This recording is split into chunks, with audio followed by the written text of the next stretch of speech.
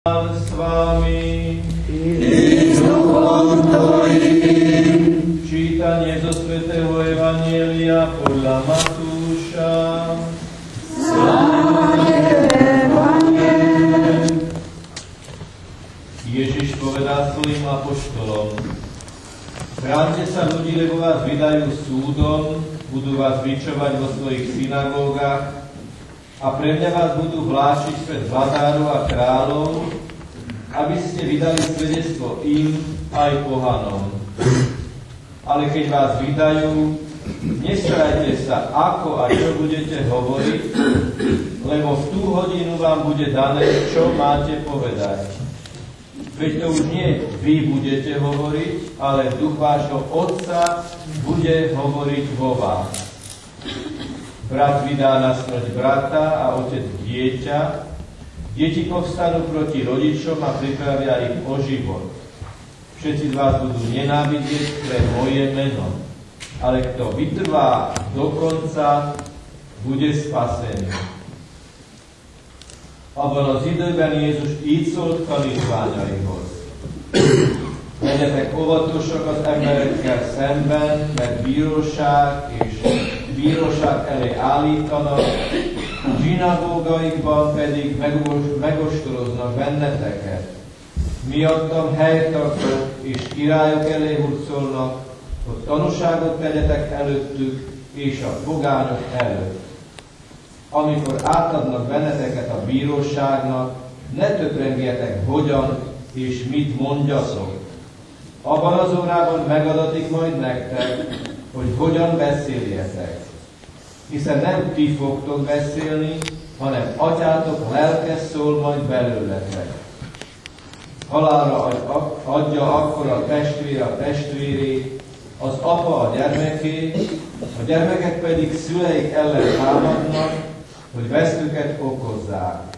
Miattam mindenki gyűlölni fog titeket, de aki állhatatos marad mindvégig, az üdvözül. Ezek az evangélium igéi. Áldunk téged, Krisztus!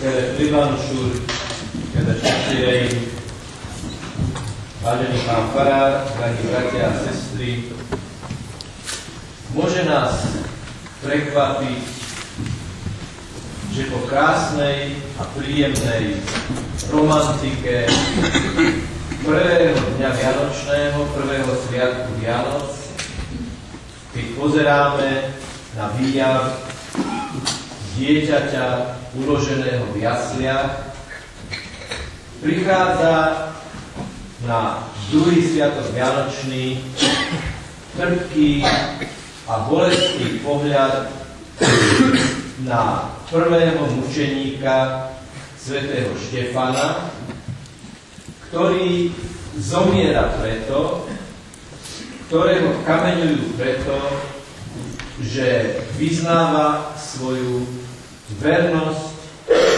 Ježišovi Kristovi. Kde nájdeme vysvetlenie pre to, že prvý a druhý sviatok Vianočný, sviatok Ježišovho narodenia a sviatok narodenia, mučenického narodenia prvého svätého Štefana vnútorne úzko súvisia. V opise umúčenia svätého Štefana je jedna veta, jedna jediná krátka veta, ktorá nám pomôže pochopiť, ako súvisí narodenie Ježiša Krista v Betleheme a mučenické znovuzrodenie, narodenie svätého Štefana v Jeruzaleme. Tá veta znie: videl otvorené nebo. Keď ho kameňovali, videl otvorené nebo. Ako je možné, že niekto, komu práve siahajú na život na zemi, ako je možné, že niekto, kto môže tušiť, že prežíva posledné minúty, sekundy svojho života, vidí otvorené nebo. A môžeme si položiť ešte ťažšiu otázku. Bratia a sestry, čo znamená tento výjav, tento obraz pre nás, ľudí, ktorí žijeme na začiatku 21. storočia. Táto udalosť sa odohrala pred 2000 rokmi. Veľmi dávno. Viac ako 3000 kilometrov odtiaľ sa odohrali tieto udalosti. Ako to môže inšpirovať? Čo to môže znamenať pre nás, ktorí žijeme v našej súčasnosti, v tejto teraz modernej dobe? Totiž sú toto len opisy historických udalostí? Nie. Odkedy Ježiš vstal z mŕtvych, odkedy prelomil bariéry smrti, všetky udalosti jeho života i udalosti opísané v knihách Evanjelia a Nového zákona sa stávajú prítomnými, sa stávajú akýmisi modelovými situáciami, do ktorých sme pozvaní vstúpiť. Teda, Ježiš nám cez umúčenie svätého Štefana hovorí a pýta sa nás: vy, ľudia žijúci na začiatku 21. storočia, vidíte otvorené nebo? Teda, prežívate vašu prítomnosť, vaše starosti a radosti, vaše vzťahy, vaše plány, ako tí, ktorí vidia otvorené nebo. Tí, ktorí veria, že ten Ježiš, ktorý sa narodil pred 2000 rokmi, že ten Ježiš, ktorý bol umúčený pred 2000 rokmi, že ten Ježiš, ktorý vstal z mŕtvych pred 2000 rokmi, je tu a teraz skutočne prítomný. Veríme, že Boh je naozaj účinne prítomný. Ježiš hovorí dokonca v Evanjeliu, že my môžeme stavať tzv. Živé Betlehem. Nemyslím teraz na Betlehem štilizovaný, krásny, ale štilizovaný. Betlehem z figúrie. Ale na Betlehem v tom najhlbšom zmysle slova, kde je naozaj živý Kristus uprostred tých, ktorí sa zhromaždia.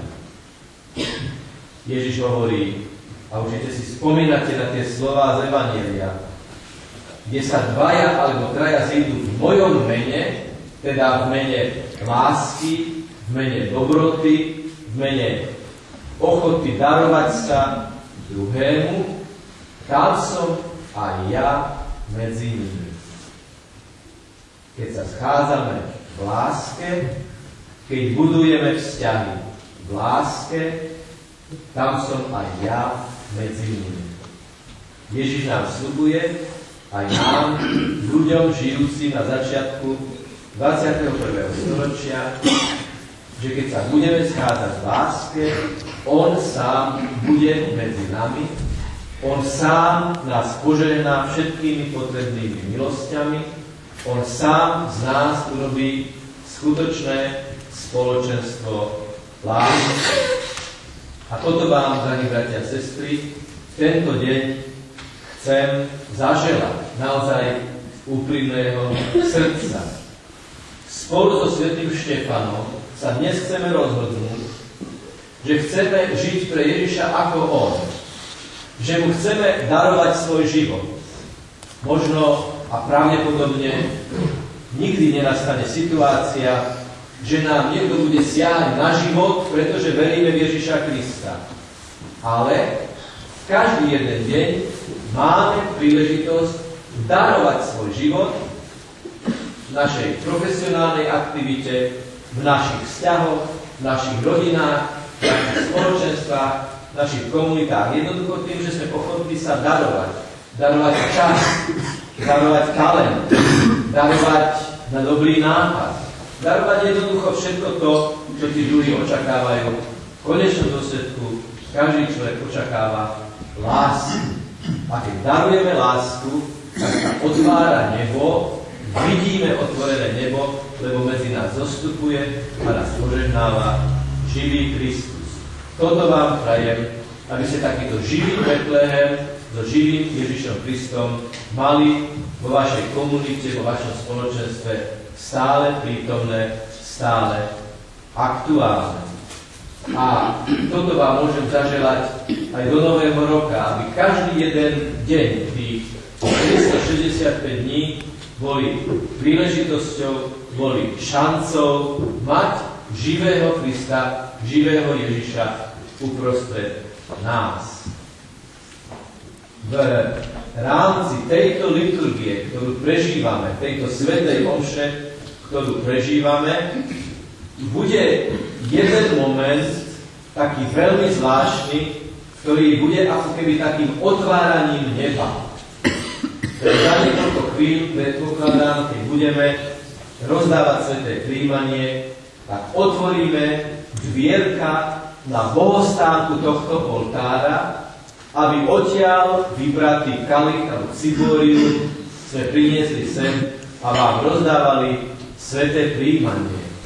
Zdvihneme vám pred oči premenený chlieb a budeme hovoriť telo Kristovo. A vy poviete Amen. Otvorí sa nebo a vaše srdce sa otvorí pre nebo, pretože ten, ktorého príjmete, Ježiša Krista, ktorého príjmete, chce vstúpiť do vás. Chce, aby vaše srdce, vaša duša, vaša láska boli tým živým Betlehemom, tými jasličkami, ktoré čakajú, že príjmu Pána Ježiša. Skúsme prežiť túto svätú omšu ako vynikajúcu šancu zažiť Boží dotyk, ten dotyk, ktorý nás chce urobiť láskavými voči všetkým, ktorých v každodennom živote stretávame. Kedves testvéreim, látszom egyszerűen Betleheme, ilyen hasonló Betlehemet, csak avval volt különleges, hogy nem volt egy házikó, nem volt egy fából csinált Betlehem, de Szent József és Szűz Mária úgy voltak kialakítva, mint hogy ők voltak az a házikó, az a lakás, amelyben beleszülethetett a kisgyerek Jézus. Ez egy nagyon érdekes ötlet, hogy nem egy építmény, de két alak, szerető és szeretetteljes alak voltak azok, akik megvédik a kis Jézust, aki éppen megszületett.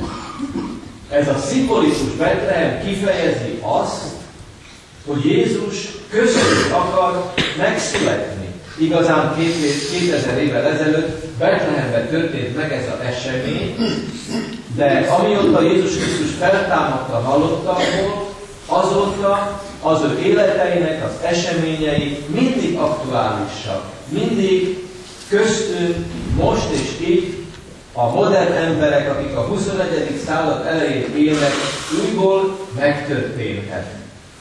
Jézus Krisztus azt mondja, ahol ketten vagy hárman összejönnek az én nevemben, hogy én is köztük vagyok. Így tanít minket arra, hogy mi is a mindennapi élet keretében építsük az élő Betlehemeket. Hogy mi is hozzuk magunkkal a szeretet tüzét, a szeretet melegét.